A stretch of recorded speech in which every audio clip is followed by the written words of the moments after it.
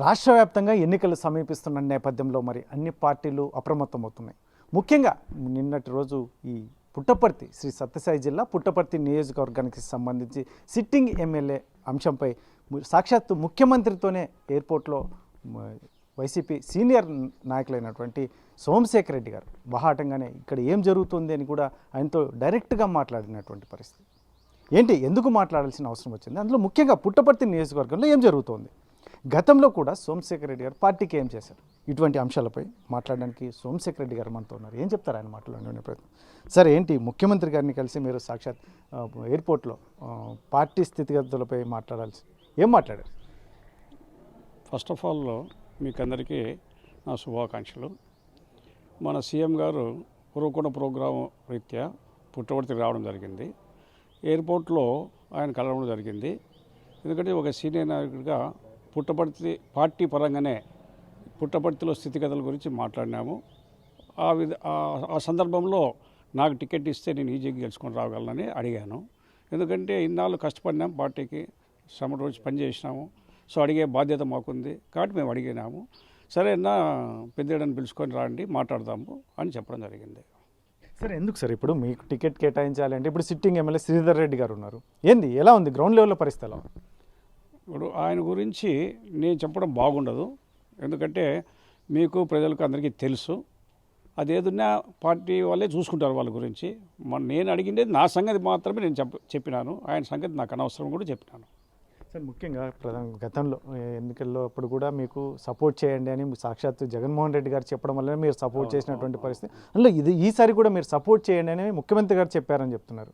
ఎంత మేరకు ఉంటుంది మీ సపోర్ట్ ఉంటుందా? ముఖ్యమంత్రి గారు చెప్పిన తర్వాత మీ నిర్ణయం ఎలా ఉంటుంది?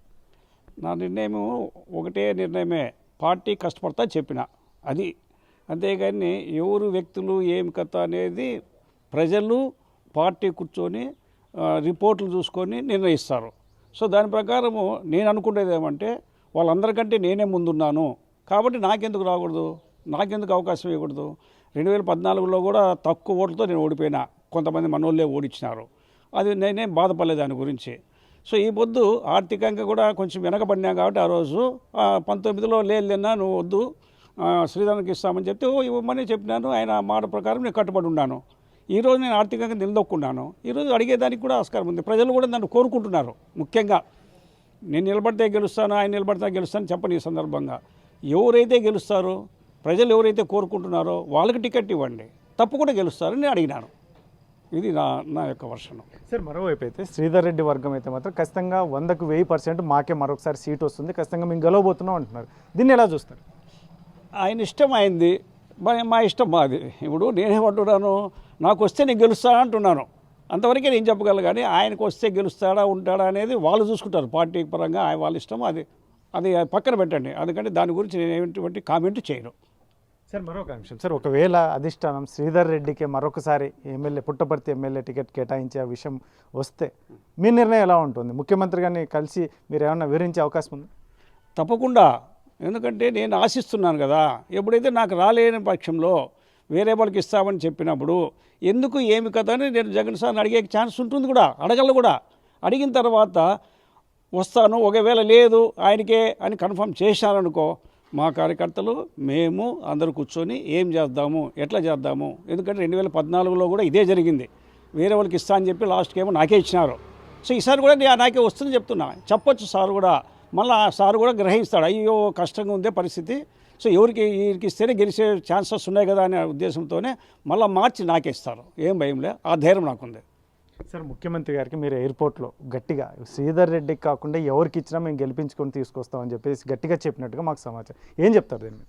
ఆ విషయంలో ఎవరికి ఇచ్చినా నాకు ఇచ్చినా అనేది కాదు, నాకు ఇస్తేనే బాగుంటుందని అడిగినా. అది నాకు ఇస్తే ఏమవుతుంది, నేను గెలుచుకొని వస్తా, 100% గెలుచుకొని వస్తా, నేను అట్టుంది ప్రజల్లో నాకు అని నేను చెప్పిన.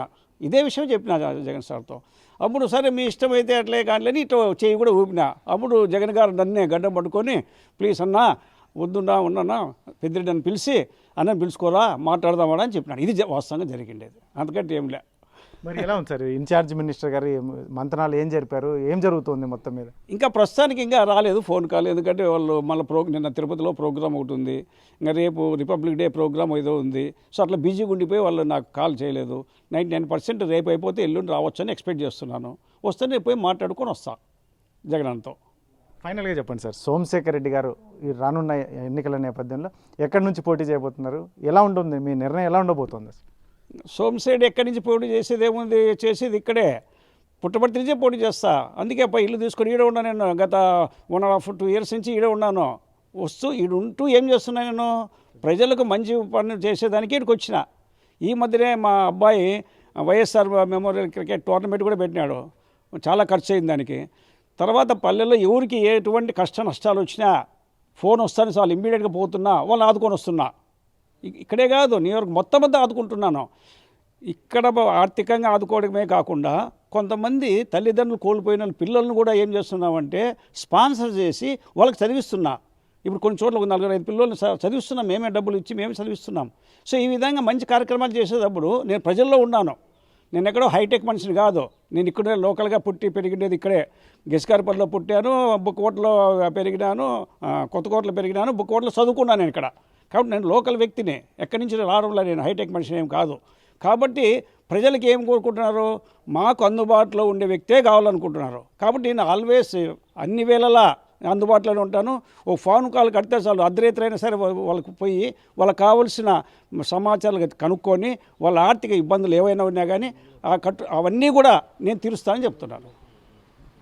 ఓకే సార్, ఇది ఏదైతే ఉందో వైసీపీ సీనియర్ నాయకులు సోమశేఖర్ రెడ్డి గారు చెప్తున్నటువంటి మొత్తం మీద అయితే మాత్రం ఇక్కడ పార్టీ బతకాలి, ముఖ్యంగా మరొకసారి గెలవాలి అంటే మొన్నటి రోజు ఇక్కడ అనుకోకుండా జరిగినటువంటి సంఘటనల భాగంగా పుట్టపర్తి ఎయిర్పోర్ట్లో ముఖ్యమంత్రి గారిని కలిసి ఇక్కడ పరిస్థితులు వివరించేందుకు ప్రయత్నం చేశానని, ముఖ్యంగా శ్రీధర్ రెడ్డి విషయం ఏం జరుగుతుంది గ్రౌండ్ లెవెల్లో అందరికీ తెలుసు, ముఖ్యంగా అధిష్టానికి వైసీపీ అధిష్టానికి కూడా పెద్ద ఎత్తున తెలిసినటువంటి నేపథ్యంలో నేను చెప్పినటువంటి నేపథ్యంలో ఆడ మంత్రికి కూడా చెప్పి అన్నం తీసుకురండి మాట్లాడదామని చెప్పేసి కూడా సాక్షాత్ ముఖ్యమంత్రి గారే చెప్పారు. నాకు తొందరలో పిలుపు కూడా రాబోతుంది ఖచ్చితంగా, ఎందుకంటే ఇక్కడ నేను లోకల్ మనిషిని, ఇక్కడ ఉన్న స్థితిగతులు, ఎందుకంటే ఇక్కడ ప్రాంత పరిస్థితుల గురించి నాకు పూర్తి అవగాహన ఉన్నటువంటి నేపథ్యంలో అందులో గ్రౌండ్ లెవెల్లో చాలామందిని కూడా నేను వారి కష్ట నష్టాల్లో ముందున్నటువంటి నేపథ్యంలో ఖచ్చితంగా, ఎందుకంటే నాకు ఎమ్మెల్యే సీటును కేటాయిస్తే, టికెట్ని కేటాయిస్తే ఖచ్చితంగా గెలిచి తీరుతానని సోమశేఖర్ రెడ్డి ధీమా వ్యక్తం చేస్తున్నటువంటి నేపథ్యంలో ముఖ్యంగా ఏదైతే ఉందో ఇక్కడ సిట్టింగ్ ఎమ్మెల్యే శ్రీధర్ రెడ్డి అంశంపై మళ్ళీ అధిష్టానం ఎలా చూస్తుంది, మార్చే అవకాశం ఉంటుందా, అందులో ముఖ్యంగా కలిసి మాట్లాడిన తర్వాత ఎలాంటి నిర్ణయాలు ఉండబోతున్నాయనేది కాలమే